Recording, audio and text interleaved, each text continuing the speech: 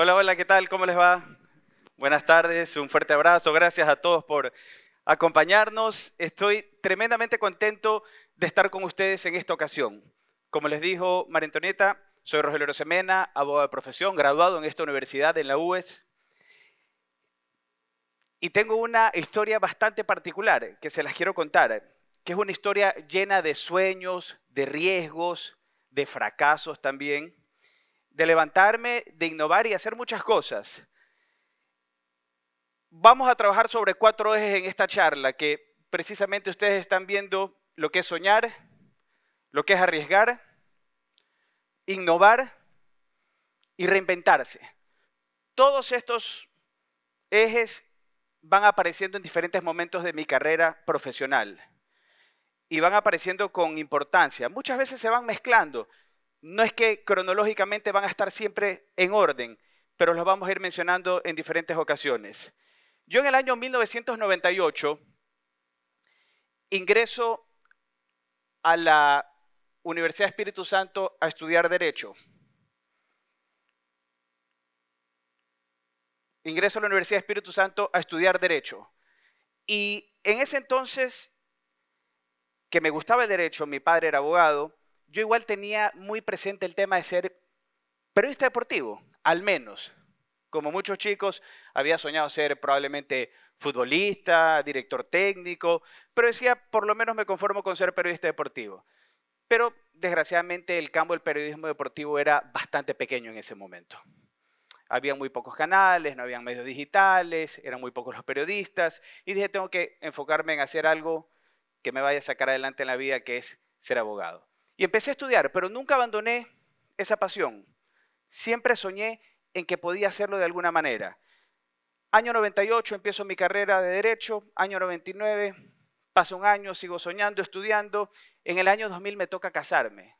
Me toca casarme. Tenía 22 años yo, mi esposa 17. Seguimos casados, por cierto. Tenemos 25 años casados. Muy felices. Aunque mucha gente creía que me iba a rendir.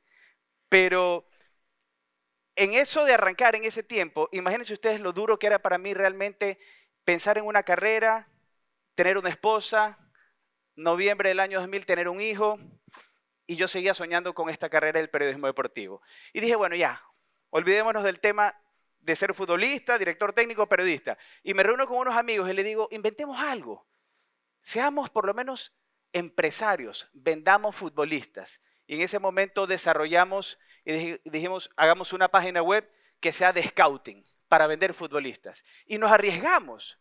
Arriesgamos tiempo, arriesgamos dinero, invertimos, nos dimos la vuelta al país entero, hicimos una página web donde empezamos a compilar la información de todos los futbolistas de la Serie A del fútbol ecuatoriano. Peso, estatura, perfil con el que remataban, estadísticas de su carrera, información personal, un análisis técnico de cada uno de ellos. Y fuimos a tocar la puerta de todos los equipos de fútbol del país. Teníamos 20, 21 años y aunque ustedes no lo crean, convencimos a todos los equipos. Firmamos contrato con cada uno de ellos. Si vendíamos un futbolista nos ganábamos el 20% de la venta del futbolista. Estábamos felices. Tenemos una página maravillosa. Empezamos a escribirle a todos los equipos del mundo para que visiten nuestra página, para que vean los perfiles de los futbolistas. Esto en el año 2000. Pasan unos meses, pasan 6 meses, pasa un año y mi primer fracaso. No vendimos nunca ningún futbolista. Ninguno, ninguno, ninguno, ninguno. Entonces yo le digo a mis amigos, ¿saben qué? Creo que es momento como que empezar un poquito a innovar y hacer algo distinto porque nadie nos va a ver. Entonces dijimos, empecemos a alimentar este portal de noticias. Noticias, noticias, noticias, noticias, noticias, noticias, noticias. Y así, año 2000, 2001, la gente conoce lo que hoy es ecuagol.com. Probablemente algunos conozcan, un portal de fútbol, que ya les voy a contar rápidamente su historia. Creció, creció, creció, creció, creció y en algún momento se convirtió en el portal más visitado del país en deportes.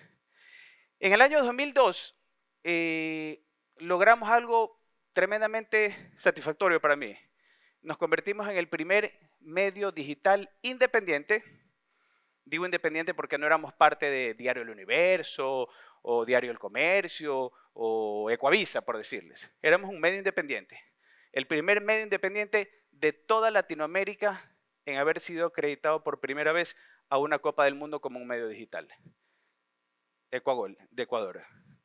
Copa del Mundo Japón-Corea 2002. Ahí empieza esta historia. Pasa el tiempo, pasa el tiempo, pasa el tiempo y empezamos a hacer cosas y aquí viene el momento de la innovación, porque nunca nos quedamos parados en simplemente alimentar de noticias, noticias y noticias, como decían todos los diarios, ¿verdad? Y nosotros con mis socios decíamos, a ver, pero tenemos una herramienta maravillosa. Para esto, les digo una cosa, cuando nosotros tocábamos puertas y teníamos ya esta página web, ya nos olvidamos del tema de la venta de los futbolistas, ya, olvídense eso. Ni nos llamaron de los equipos a preguntar si habíamos vendido alguno. Y dijimos, bueno, hagamos una página de noticias. Fuimos a tocar las puertas de todas las empresas, las agencias, nadie nos paraba bola. La gente realmente nos veía en ese entonces, años 2001, 2002, 2003, nos veían como unos chicos probablemente con una extensión del PlayStation jugando algo nuevo. Y era el mundo digital. Aquí estábamos en pañales en Ecuador. Y seguimos avanzando, avanzando, avanzando, creciendo. Yo les dije a mis amigos, innovemos, y esto es importantísimo. Yo les voy a decir, esto es una de las cosas más importantes en toda esta charla. Siempre hay que innovar, ir más allá, pensar diferente, tratar de hacer algo nuevo.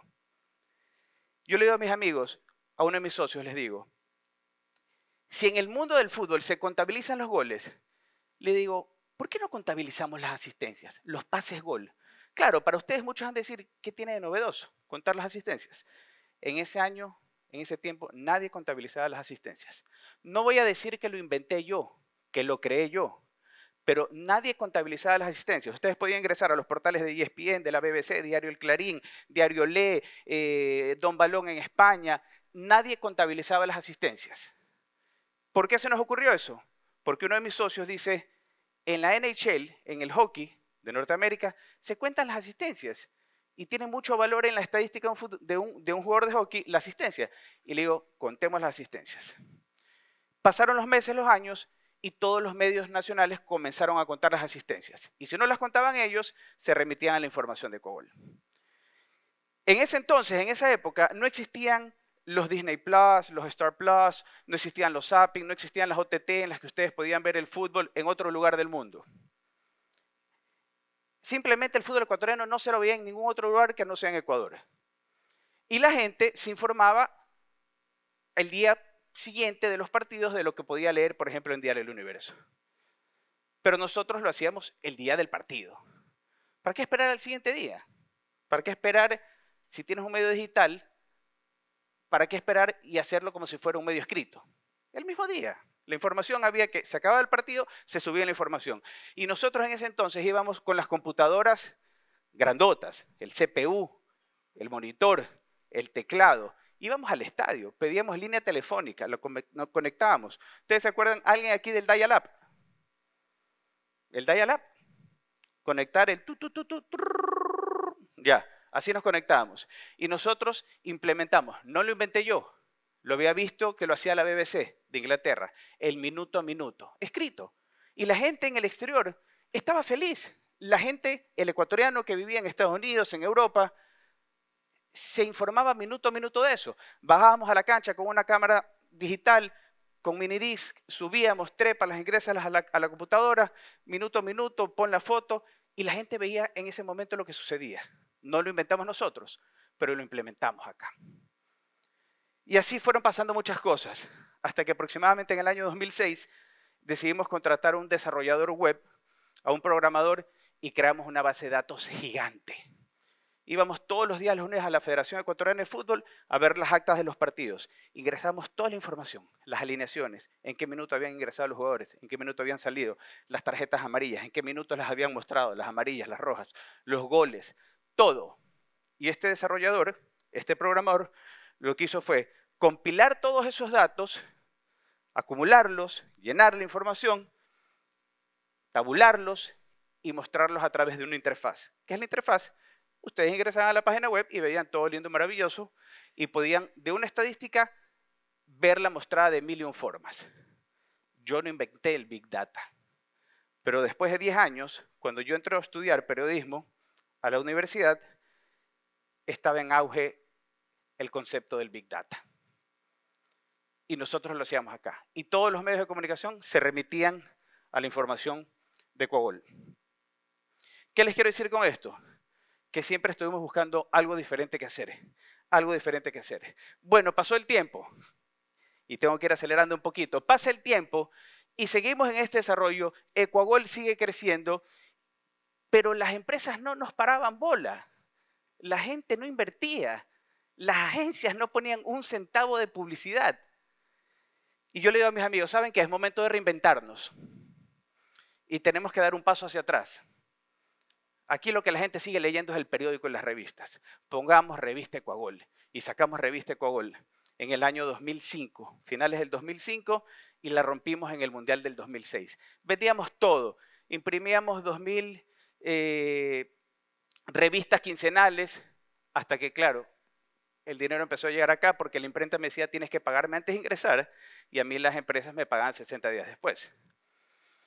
La cambiamos a un mes. Bueno, la historia fue linda, maravillosa. La rompimos. Todo el mundo conocía la revista Coagol, una revista diferente, irreverente, con unas portadas fantásticas. Trabajábamos con una agencia de publicidad y hacía unas producciones fabulosas para las portadas. Revista Estadio decía, ¿qué está pasando aquí? Y pasan los años y empezamos a caer. Y antes de llegar a tocar fondo, yo le digo a mis socios, el mundo impreso va a morir. Cerremos esta revista rápidamente y enfoquémonos nuevamente en la web. Cerramos a tiempo, casi a tiempo, porque igual quebré. Ese fue mi segundo gran fracaso.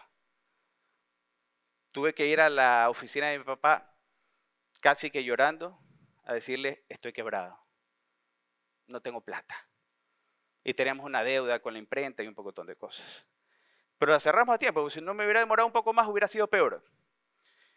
Y le digo a mis amigos, ¿saben qué? Ya veremos cómo pagamos eso. Enfoquémonos nuevamente en la página web, que nunca la habíamos abandonado. Y les digo, pero miren, ha salido un tal Twitter. Tenemos que hacer algo en Twitter, comunicar a través de Twitter. Y empezamos a innovar. Y empezamos a marcar tendencias de cómo comunicar, de cómo contar las historias, de cómo titular, de cómo informar periódicamente la misma noticia cada cierto tiempo, en el momento en que la gente más llegaba a las redes sociales, a la hora del desayuno, a la hora del almuerzo, en la noche, y marcamos una tendencia. Lo digo con orgullo, marcamos una tendencia porque todos los medios comenzaron a titular exactamente de la misma manera que nosotros. Y así fuimos luego a la Copa del Mundo de Brasil en el 2014. Nos fue fantástico con la cobertura. Llevamos ya un equipo completo de periodistas. Pagamos las deudas, salimos de las deudas de la revista y seguimos. Y seguimos, y seguimos, y seguimos. Y esto me abre a mí las puertas al profesionalismo. Me fui profesionalizando poco a poco, de manera autónoma. Pero esto me abrió las puertas de la radio, mi nombre ya sonaba, me abrió las puertas de la televisión. Tengo más de 15 años trabajando en medios de comunicación. Creo que hemos hecho cosas bien, nos hemos equivocado, nos hemos resbalado, pero nos hemos vuelto a parar.